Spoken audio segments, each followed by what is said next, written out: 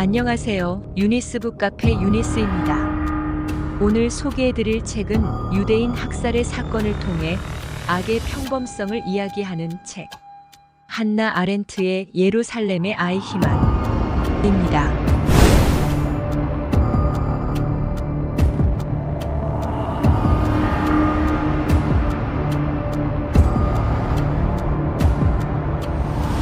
저자는 아이 희만의 사례를 통해 악의 평범성의 의미를 여러 각도에서 드러내며 보편적 유대인 개념이 갖는 허상을 자신의 체험을 바탕으로 설명하고 있습니다.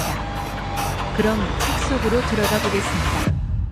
구독, 좋아요, 알림 설정은 사랑입니다.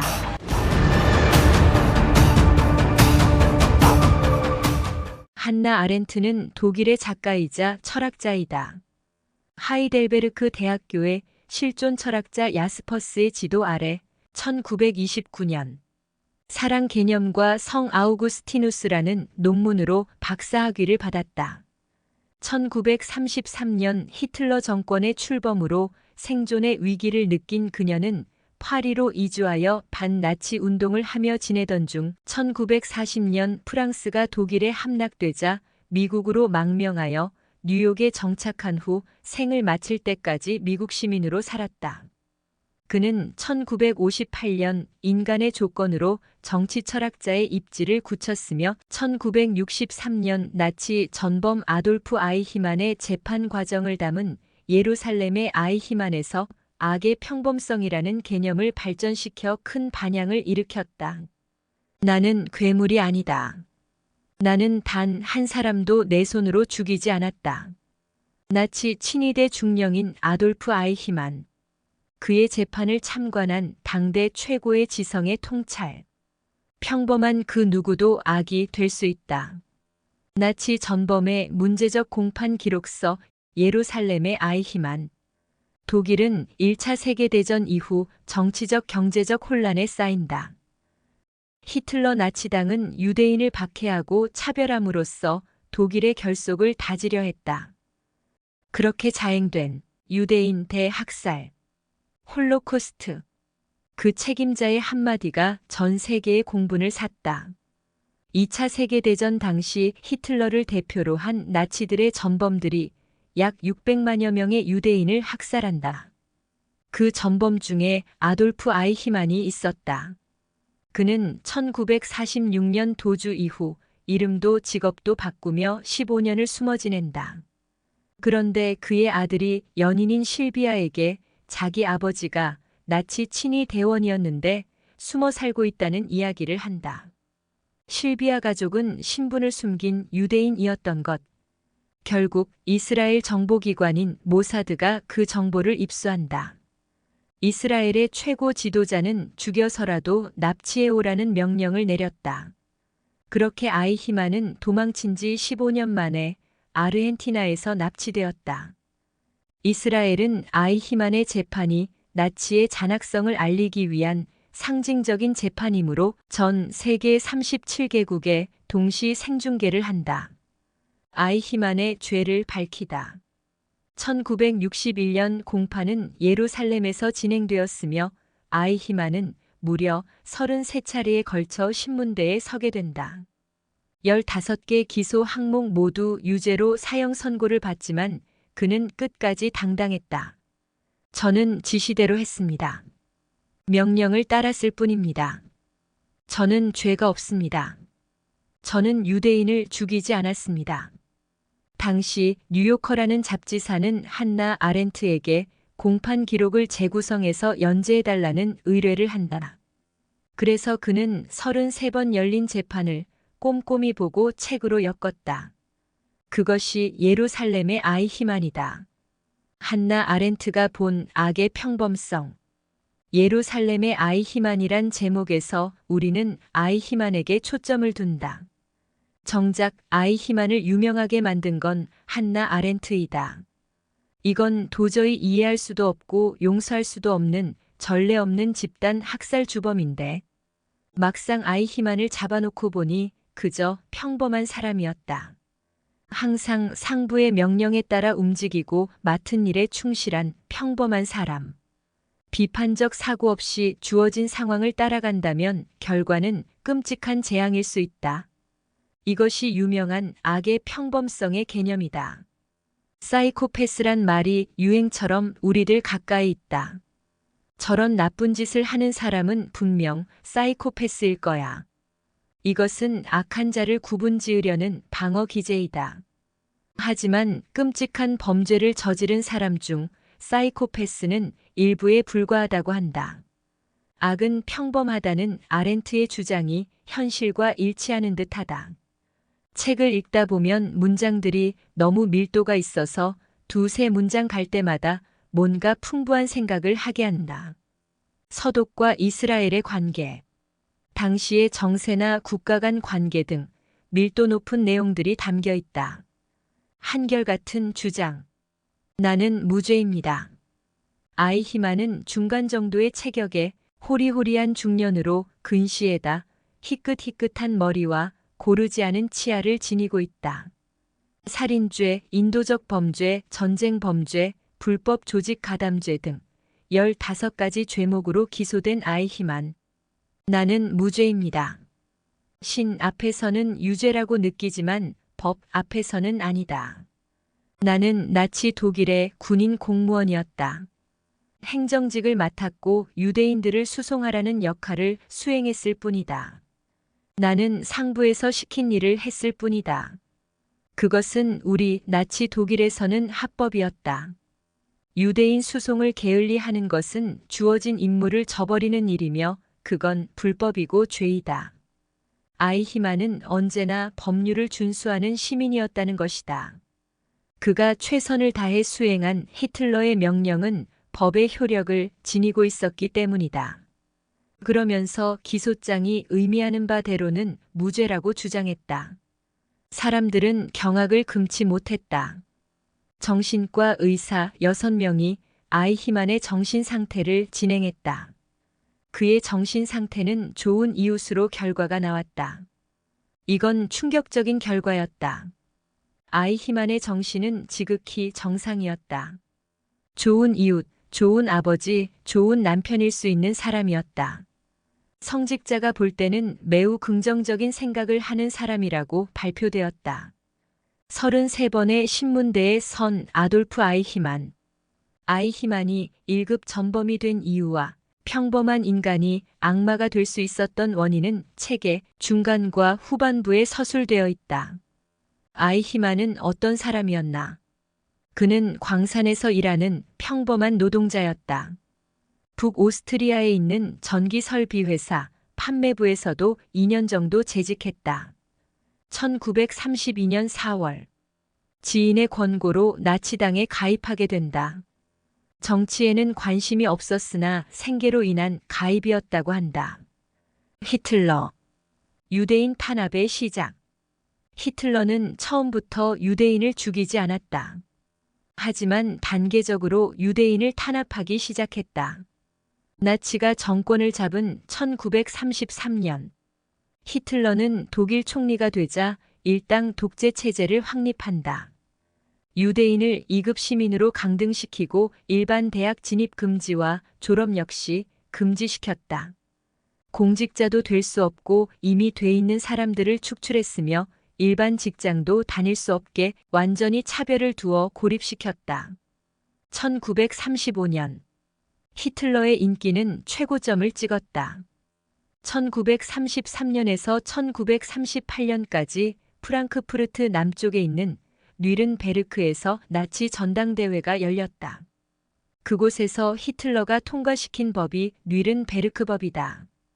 이것은 독일 내 유대인의 독일 국적을 박탈하고 유대인과 독일인의 결혼을 금지하며 유대인의 공무 담임권을 박탈한다는 나치의 법이다. 1938년 11월 9일 나치 대원들은 독일 전역에 있는 7,500여 개 유대인 상점 유리창을 하룻밤 사이에 다 깨버리는 일이 벌어졌다.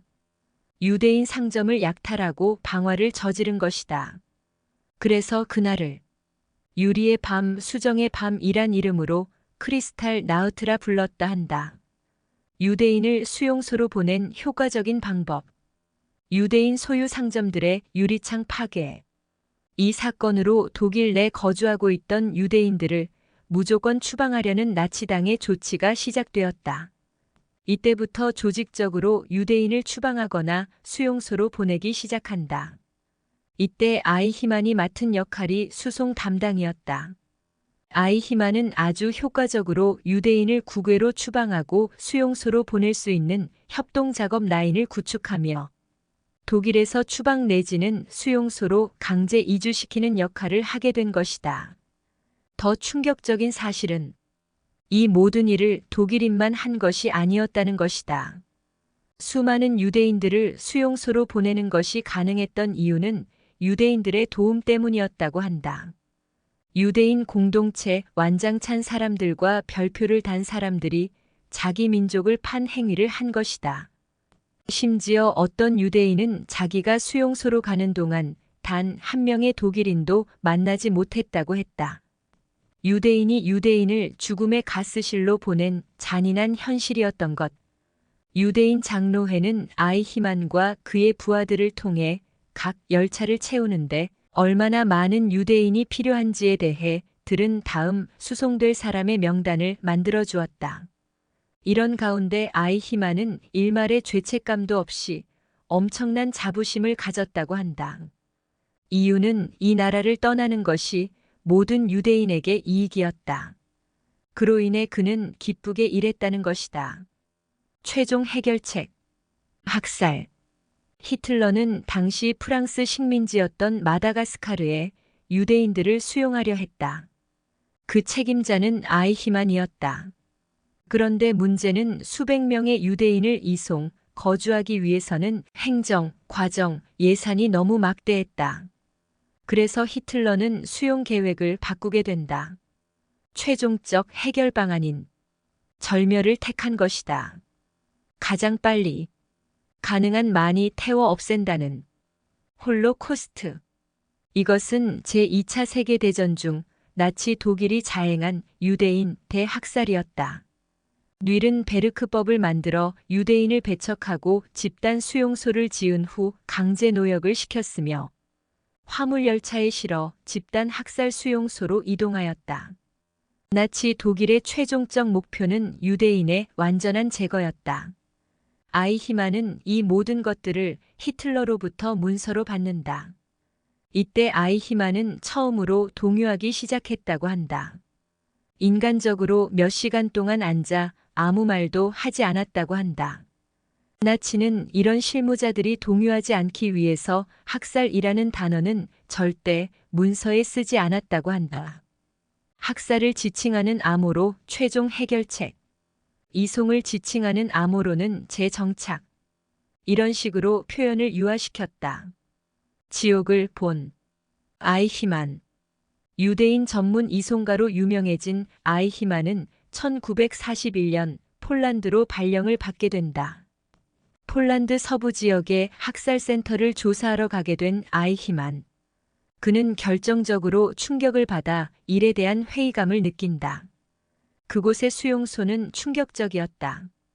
유대인 수백만 명을 보낸 수용소는 지옥 그 자체였다. 아이히만이 재판장에서 표현한 내용이다.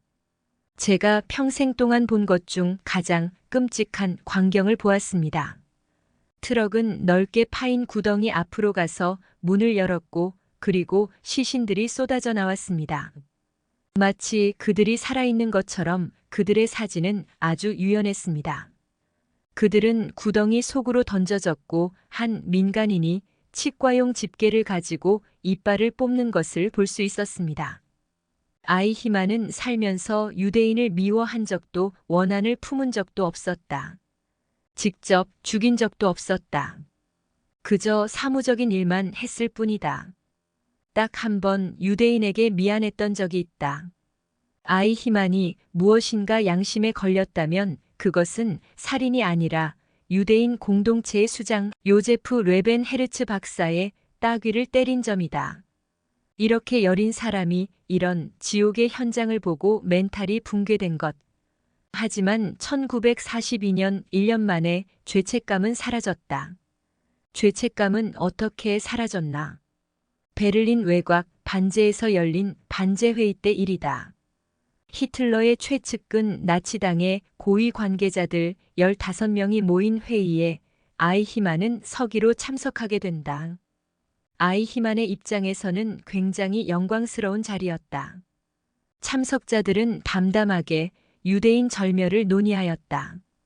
참석자들의 말에 따르면 살인이나 학살이 아닌 통계 자료이고 우리는 단지 총통의 명령을 따르는 공무원이며 국가를 위한 행위일 뿐이었다. 아이히만은 그런 회의를 보며 자기 합리화를 하게 된다. 이게 생각의 전환점이 된 것이다. 나는 죄를 짓지 않은 본디오 빌라도의 감정을 느꼈다. 여기서 본디오 빌라도는 로마 제국 당시 유대인들이 예수를 잡아서 당시 총독인 본디오 빌라도에게 고발한다. 로마의 왕이라고 주장하는 예수를 처형하라고 하자 본디오 빌라도가 예수를 직접 만나보니 죄가 없었다. 그런데 유대인 지도자들의 끈질긴 요구로 예수를 처형하였다. 그리고 그 책임에서 벗어나고자 본디오 빌라도는 손을 씻는다. 이런 본디오 빌라도를 인용해서 아이히만은 스스로를 정당화시킨다. 자신이 직접 봤으니 많은 사람들이 죽는 걸 안다. 하지만 본인은 죄가 없다고 주장한다. 왜냐면 나는 시키는 대로 공무원으로서 국가가 내린 명령을 따랐을 뿐이라는 것이다. 아이히만은 폭력을 통한 피투성이의 해결책에 대해 약간의 의구심을 갖고 있었는데 반제 회의 후 이러한 의구심이 이제는 사라지게 되었다. 당시 나는 일종의 본디오 빌라도의 감정과 같은 것을 느꼈다. 끝까지 당당했던 아이히만. 이런 상황에서 1944년이 되면서 국가가 기울게 된다. 영국과 미국이 주도권을 잡으면서 연합군과의 전투에서 패한 이후 나치 독일은 급격히 전세가 기울어진다. 그때 아이히만은 이렇게 이야기했다. 만약에 전쟁에서 지면 나는 내 무덤에 웃으며 뛰어들 것이다. 500만 명의 유대인들의 죽음에 내 양심이 거리낀다는 사실이 나에게 대단한 만족감을 주기 때문이다. 그래서 세상이 보는 앞에서 교수대에 묶일 것이다. 실제로 독일은 패전했고 아이히만은 1960년 5월 11일 아르헨티나에서 정보요원 모사드에 의해 체포당한다. 모사드가 체포하며 아이히만의 귀에 대고 속삭였다. 너 이름이 뭐야? 나는 아돌프 아이히만이다. 나는 이스라엘 사람들 손에 잡혔다는 것을 안다. 아이히만은 도망다니면서 바꾼 이름인 리카르도 클레멘트라는 이름으로 납치돼 비밀 감옥에서 신문을 받았다. 판사들은 15개 기소 항목 모두 유죄 판결을 내렸다. 나는 사형 선고가 나를 위해 준비되어 있다는 것을 알고 있다. 책에서는 아이히만을 상세하게 기술하고 있다. 1961년 12월 15일 아이히만의 사형이 선고되었다. 아이히만은 포도주 한 병을 요구했다. 반을 마시고 교수대로 가면서 간수들에게 헐렁하게 묶어서 자신이 똑바로 설 수 있게 해달라고 요구했다. 검은색 두건을 머리에 쓰겠냐고 물었을 때 그는 나는 그것이 필요 없습니다. 라고 답했다. 그는 자신의 감방에서 형장에 이르는 거리를 조용히 그리고 꼿꼿이 걸어갔다. 유대인 학살의 전범 아이히만은 죽기 전에 이렇게 말했다. 잠시 후면 여러분, 우리는 모두 다시 만날 것입니다. 독일 만세, 아르헨티나 만세, 오스트리아 만세. 나는 이들을 잊지 않을 것입니다. 이 책을 읽어야 하는 이유. 마지막 순간 그가 인간의 사악함 속에서 이루어진 이 오랜 과정이 우리에게 가르쳐준 교훈을 요약하고 있는 듯 했다. 두려운 교훈, 즉 말과 사고를 허용하지 않는 악의 평범성을. 유대인의 역사와 비슷한 우리의 역사도 많은 이들이 고통을 받았는데 그때의 전범들도 나는 무죄이다 라고 생각하지 않았을까 하는 무서운 생각이 들었다. 또 하나 아이히만의 모습이 우리 자신일 수도 있겠다는 생각에 공포스러웠다. 내가 하는 일이 이 사회에 선한 역할을 미치는지 어떤 악영향을 미치는지 관심 없이 그냥 사는 무사유가 위험하다고 저자 한나 아렌트는 말했다. 아이히만이 가진 근면성 자체는 죄가 될 수 없다. 그럼에도 그가 유죄인 명백한 이유는 무사유 때문이다. 히틀러의 유대인 탄압 이유. 히틀러는 왜 유대인들을 탄압했을까? 유대인들은 지금의 팔레스타인 땅에 살았었다. 하지만 로마 제국 시절 로마의 탄압에 못 이겨 자기들이 살던 팔레스타인을 떠난다. 난민이 되다 보니 유럽인들이 기피하는 일을 맡게 된다. 유럽인들이 기피하는 일 중에 금융업이 있었다. 자연히 유대인들이 금융업을 하면서 똑똑한 유대인들이 급부상을 하게 된다. 그로 인해 유대인들은 미움의 대상이 되었다. 히틀러는 나치당을 만들며 내부 결속을 하기 위한 방법으로 외부의 적을 만든다. 희생양이 필요하다고 생각한 히틀러는 유대인을 희생양으로 삼은 것이다. 유대인들에게 비난받은 한나 아렌트. 이 책에 담긴 저자 한나 아렌트의 분노. 한나 아렌트는 마음속으로 끝까지 용서할 수 없는 게 있었다. 믿었던 유대인들의 지도자들이 얼마나 아이히만과 협조를 했는지를 자세하게 기술하고 그리고 거기서 특권층 유대인들인 학자나 기업가들이 어떻게 학살의 제외 대상이 됐는지를 한나 아렌트는 본인이 유대인임에도 불구하고 유대인 사회를 적나라하게 표현했다. 나치의 언어 규칙. 모든 서류에는 이러한 식으로 언어를 쓰고 있었다. 학살은 최종 해결책. 유대인 이송은 재정착. 가스 살인은 안락사. 자신들이 하고 있는 일을 모르도록 하는 것이 아니라 살상과 거짓말에 대한 그들의 정상적인 지식과 동일시하지 않도록 만들기 위한 것이었다. 아이히만은 최종 해결책이란 표현을 자신의 신분을 확신시키기 위한 암호처럼 사용했다. 아이히만은 어휘력이 부족한 사람이었다. 관용어를 남발하는 아이히만의 화법. 거기다가 아이히만은 나중에 시간이 지나면서 히틀러와 자기를 동일시하는 측면이 보여진다. 그로 인해 비판적 사고가 없어지며 양심이 거리낄 이유가 없어진다. 이건 양심의 문제가 아니기 때문이다. 그런 측면에서 보면 사고력과 어휘력이 부족한 아이히만한테는 너무 적절했던 언어규칙이었던 것이다. 살인의 양심의 가책을 느끼지 않는 사람이 있을까? 홀로코스트 본격화 전 유대인 학살은 대부분 총살이었다. 일렬로 세워놓고 총살을 하면 쓰러지고 시체 위에 시체가 쓰러진다. 이런 잔인한 광경은 아무리 냉혈한 군인이라 하더라도 견디기 어렵다.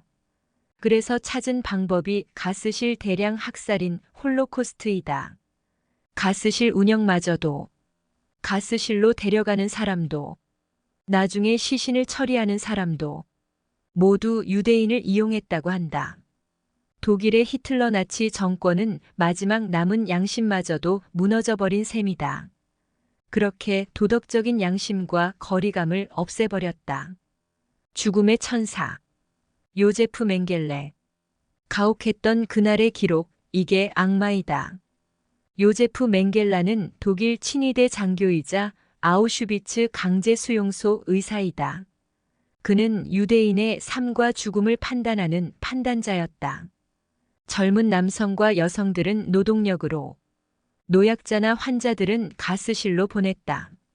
그래서 별명이 죽음의 천사였다. 죽음의 천사 요제프 맹겔레는 수감자들을 이용해 유전학에 대해 연구했다. 특히 쌍둥이들을 대상으로 끔찍한 실험을 비밀리에 자행했다.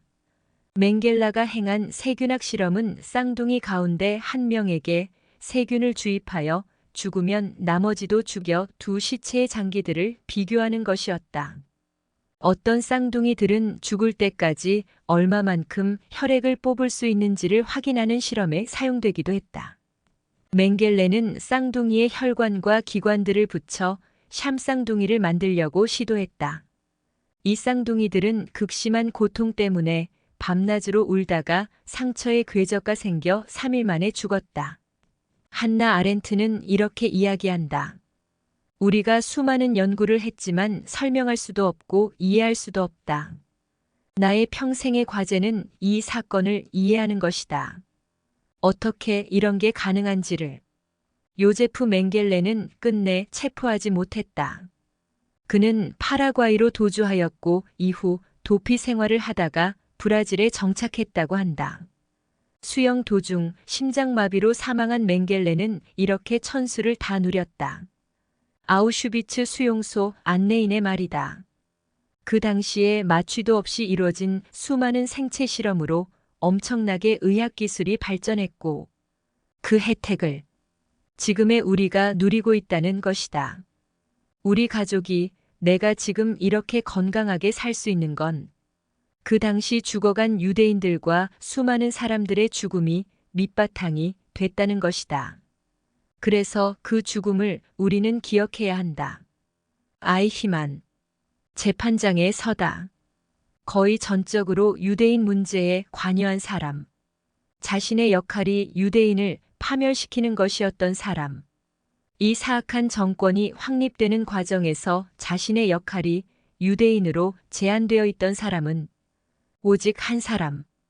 바로 아돌프 아이히만이기 때문이다. 피고는 15개 기소 항목의 유죄를 인정합니까? 전 아무 죄가 없습니다. 전 그 일과 관련이 없습니다. 학살은 제 일이 아니었습니다. 명령이었다니까요. 난 죽이지 않았어요. 어떻게 보면 이 재판은 사형으로 끝날 재판이다. 그럼에도 불구하고 재판은 시작됐고 저런 당당한 모습을 보여줬고 사형하는 순간까지도 당당했다. 아돌프 아이히만은 아주 근엄한 태도로 교수대로 걸어갔다. 그런 면에서 보면 아이히만은 얻을 것을 얻은 것 같다. 이 재판은 아이히만이 승리한 재판일 수도 있다. 언제든지 반복될 수 있는 비극. 아이히만은 재판장에서 전 세계에 생중계되었다. 그는 히틀러가 된 듯한 자아도취에 빠졌을 것으로 보인다. 결국은 한나 아렌트가 이 사람의 영웅 심리를 꿰뚫고 그를 끊임없이 끌어내리는데 그는 판에 박힌 말만 뱉어낸다.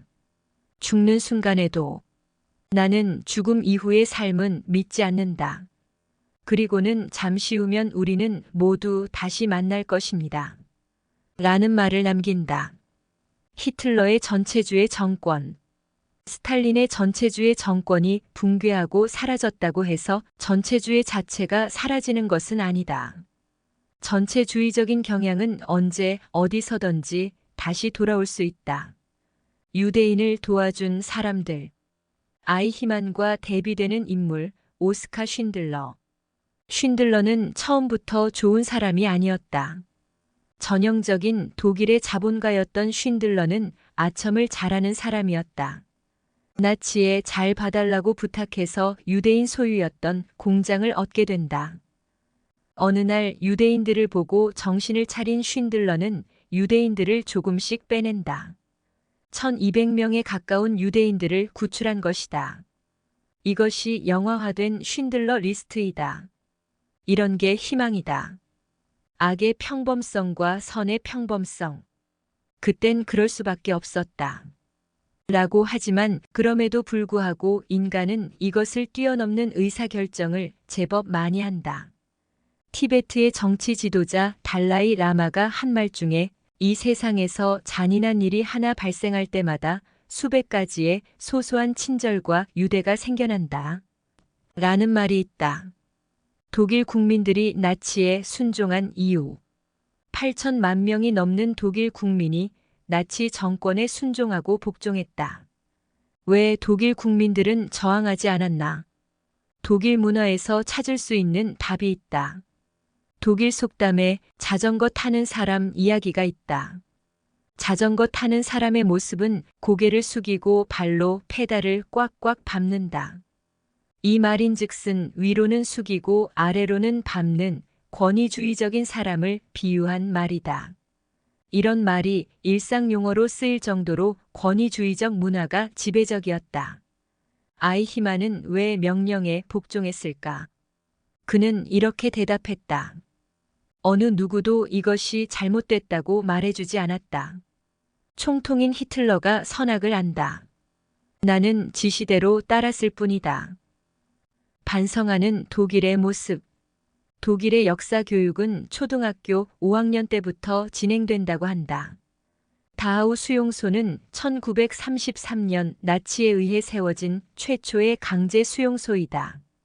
1933년에서 1945년 동안 20만 명이 넘는 사람들을 수용했고 4만 명 이상이 이곳에서 목숨을 잃었다. 현재에도 이 다하우 수용소에 연간 약 80만 명의 사람들이 방문한다고 한다. 독일 내에서도 히틀러나 나치에 대해서 굉장히 예민하다. 교육을 할 때도 본인 나라에 대한 치부를 다 드러내고 그에 대한 반성도 깊이 한다. 이처럼 자신들이 과거에 저지른 잘못을 진정으로 반성하는 독일. 전 독일 총리 메르켈. 나치 수용소 사죄 방문. 슈레더 총리. 폴란드의 나치 만행 사죄. 독일 나치 만행 재차 사과. 서독 총리 빌리 블란트. 유대인 위령 타박 사죄. 나치 만행은 독일의 영원한 책임이라며 끊임없이 독일은 과거사를 반성한다. 끝나지 않은 이야기.